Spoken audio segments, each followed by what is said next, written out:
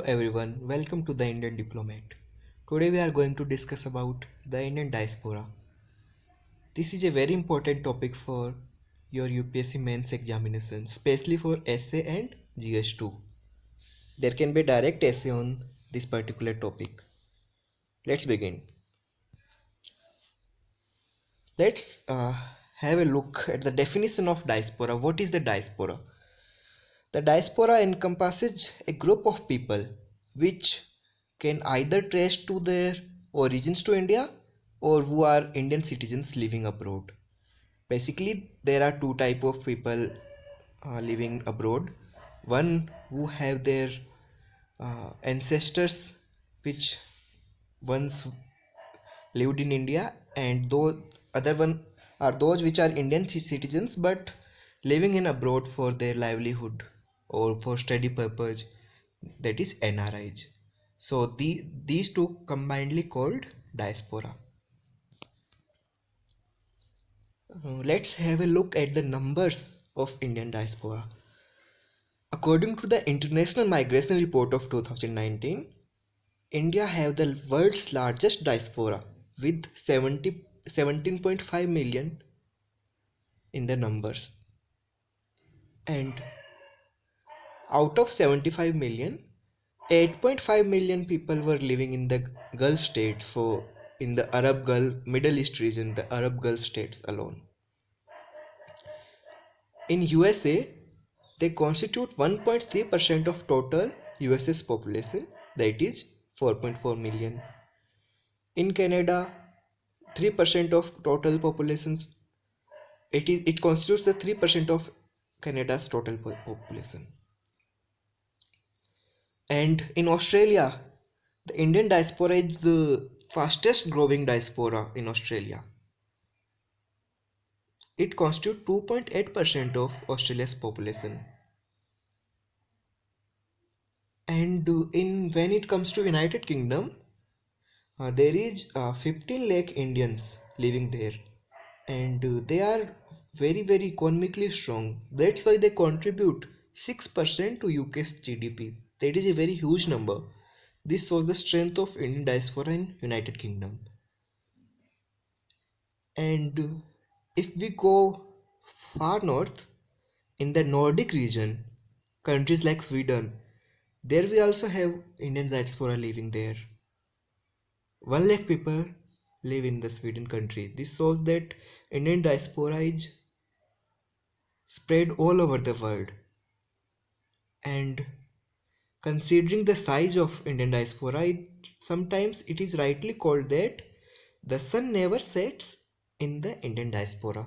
This is a popular phrase used for Indian diaspora. Now, as you know, since Prime Minister Narendra Modi came into the power, he gave utmost importance to the Indian diaspora when it comes to the foreign policy. So, the approach of PM Modi, popularly called as Modi Doctrine on diaspora, and he made diaspora a centerpiece of his foreign policy.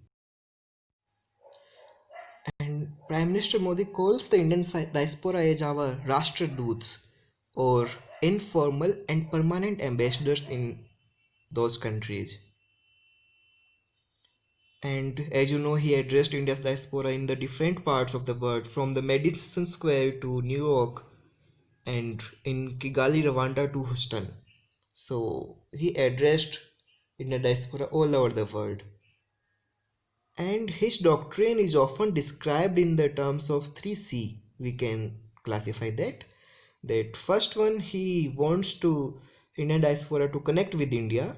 Second, he wants them to celebrate the cultural heritage of India. And third one, he wants them to contribute towards the growth of India. This is the 3C strategy of Modi doctrine on diaspora. Let's have a look at the significance of diaspora. First one, they help in building transnational networks. The diaspora provides important links, not only emotionally but also cultural, social, and politically. For example, the Ireland's Prime Minister and Portuguese Prime Minister are of Indian origin. So this gives a transnational connectedness among different countries. Next, and important, the most important significance of diaspora is the lobby for India. The educated Indian diaspora in the Western world, in USA, in UK, they have politically influential. For example, the finance minister and the defense minister of United Kingdom are of Indian origin. So they are politically influential in in their country of residence. So they act as informal ambassadors and they help in cultivating the Indian soft power there. They lobby for Indian interest, and we can see through the example of that these examples, the support of USA in Kargil war, the support of indirect support of USA in the Pokhran nuclear test of 1998, and then most importantly the civil nuclear deal between India and USA in 2008. All these were lobbied by the Indian diaspora living in USA. So they lobby for Indian interest there. And this is the most important aspect of, or most important significant aspect of diaspora. Next, they are the messengers of India's soft power because they spread India's soft power all over the world, like yoga, Bollywood. They spread this all over the world. So this creates the soft power of India. Now, they are a source of capital and investment. As we seen earlier that they are politically and economically powerful people, so they provide much required FDI to India.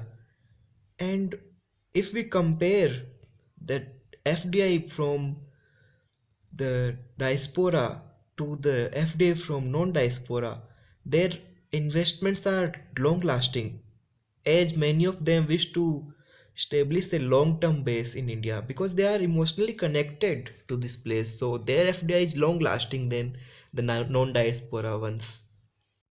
Next is remittances. According to the Global Migration Report of 2020, India received highest remittance in the world, that is $78.6 billion. This is a very huge amount. So this gives a much required foreign currency to India. Next, as you know that India has the largest disguised unemployment in the world. The workers are disguisedly unemployed as they are working in the agriculture and other sectors in which their net productivity is zero.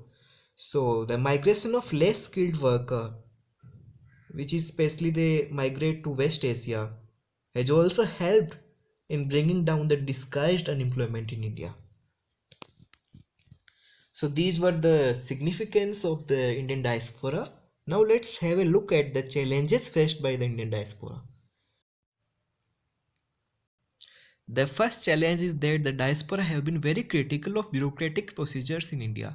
That is the red tapeism, the delayed procedure, the delayed clearances uh, creates an hurdle when it comes to investing in India.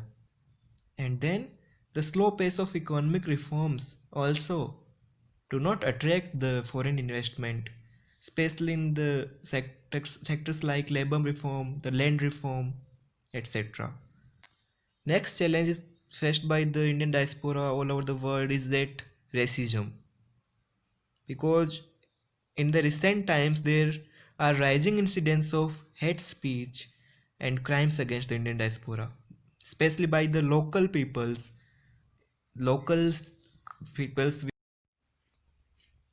Next, there is an increasing tendency of anti-globalization all over the world because of the rise of protectionist policies or the rise of rightist parties in the countries of the world.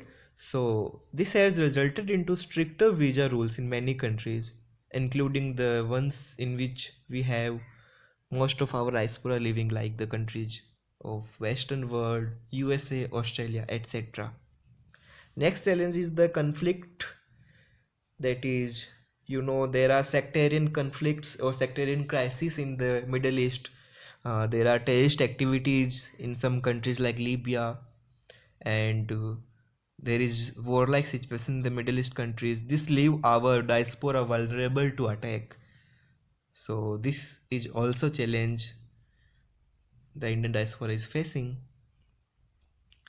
Now another specific challenge faced by the diaspora is that there are adverse local laws in the countries they are living. For example, in Saudi Arabia, there is a law that if some company is hiring 10 Indian employees, then they have to hire one local employee. So this again creating hurdle for employment for Indian diaspora in their countries.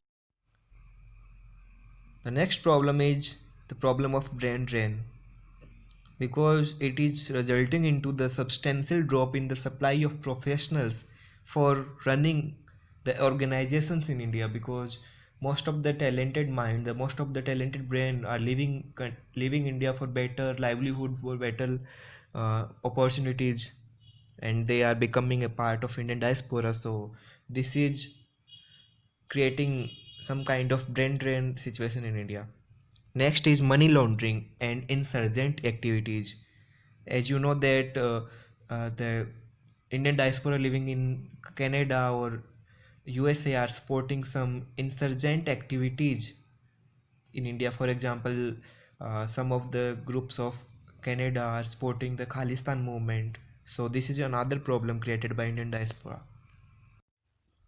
Let's have a look at the challenges faced by the Indian government while dealing with the Indian diaspora. The first one is that the diaspora engagement is yet to produce desired results in terms of large investment and economic participation.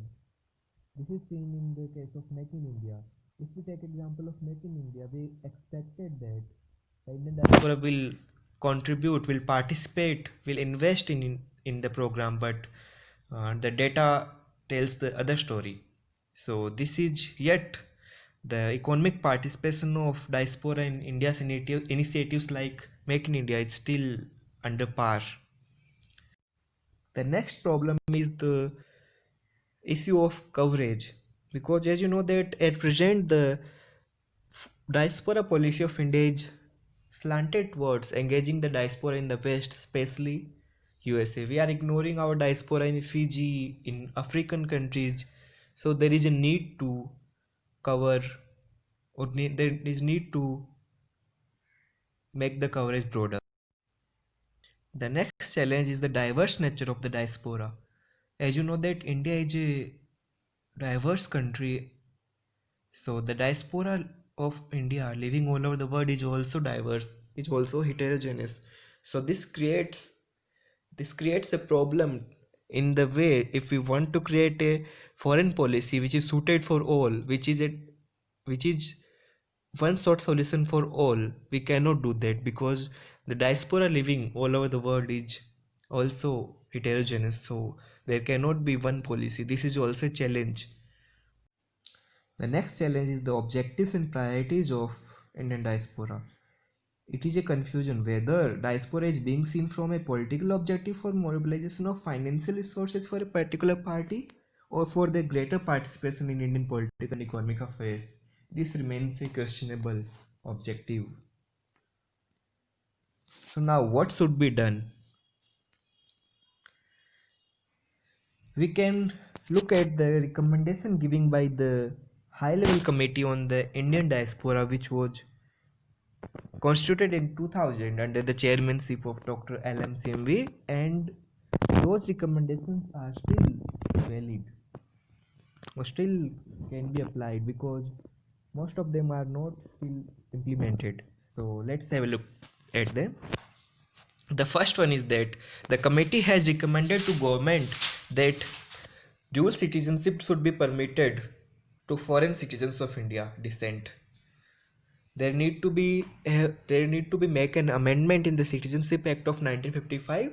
As you know that if someone acquires the citizenship of other country, then his Indian citizenship would be terminated.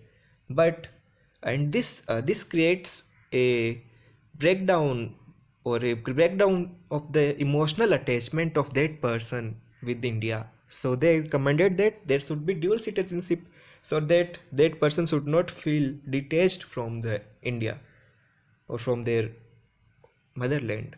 So they recommended the dual citizenship should be permitted to them. Next, there is need to have a clearly defined diaspora policy, and it should be calibrated with country specific plans. We have to have a clearly defined diaspora policy, and this should be country specific. There should be some modifications for the African countries, there should be some change for the Western world, for USA, for Australia. This should be calibrated with specific countries situations. Next, they gave recommendations especially for overseas Indian labor. There needs to be, we have to give some extra care to Indian labor which is living in overseas, because they are tend to suffer vulnerability of the country in they are living. So the committee recommended that there should be a welfare fund for the workers which were once living in the foreign, but they lost their job and came back to India. So we have to take care of them. So there should be a welfare fund for them. We should have a standard labor export agreement so that we have a fixed number of workers going there. The conditions of their work should be in that agreement. Next, the Indian missions in the countries should give priority, should monitor and supervise both the employment contracts and the conditions of our worker living in overseas. The Indian embassy should give much emphasis to the labor welfare, and there should be compulsory insurance scheme for the workers if they have some damage, or if they have some loss, if they face some risk, then there should be compulsory insurance for them. And again, there should be counseling for the workers, that pre-departure counseling, what are the conditions there, what do you have, what is the work out there. We should give them counseling regarding that, and we should try to upgrade their skills so that they find better job in the abroad. So the skill upgradation is also recommended. And for the investment aspect, they also recommended that there should be special economic zones for NRIs or the PIOs, that is person of Indian origin, so that they can they can do investment more smoothly in India. The special economic zone concept should be there for them. There are some targeted areas where they only NRIs or PIOs can invest. Next, there should be a single window set up for them for all clearance, like the land clearance, the labor clearance. So there should be a single window set up for all of them. And in the Indian banks, there should be a special arrangement to facilitate their payment, so that if they are setting up a factory here and they want to pay their workers money, but they are, as they are living in a foreign, they will be having foreign currency. So for facilitate the smoother transaction of their foreign currency to Indian currency, there should be special arrangements in the banks for them. And then again, the committee said that there should be fiscal incentives for them. For example, there should be reduction in the corporate tax, especially for NRIs or PIOs, so that they can so that they get, we can give them incentive to invest in India. So there needs to be give some fiscal incentives to them. Next, when it comes to the tourism sector, we also can target the second generation PIOs by giving them special tour package, special pilgrim package, and other packages specially designed for the diaspora community. Next, we can use the large reservoir of high qualified PIOs living in the foreign country, which is specifically they are experts in education. As we can see that foreign universities, if we look at the world ranking, they are uh, way better than the Indian universities. So we can, and you know that the Indian diaspora living there has occupying the academic positions in almost every top university like MIT, Columbia University. So we can use that talent, we can leverage that extraordinary resource for our education sector. And the most important recommendation given by the M Singhvi committee is that there should be a standing committee of parliament for Indian diaspora. So that, and the member of that committee should be the MPs which have a specific interest in diaspora affairs. So this committee should be a focal point for interaction with the parliamentarians of the Indian origin in other countries and the parliamentarians of the our Indian parliament. For example, the as I said earlier, that the defense and finance minister of UK are of Indian origin, so we can provide a committee for interaction between the different parliamentarians of the Indian origin of living in the other parts of country with our parliamentarians. As a way forward, we can say that India has the world's largest diaspora, and it is the right time to think of an Indian diaspora policy. And as a definite starting point, a standing committee in the parliament could be instituted to actually ascertain the pros and cons of the policy. And this will help in understanding the diaspora's contribution in specific countries and formalize its role as an effective catalyst in India's growth story. Thank you for watching. Have a great day.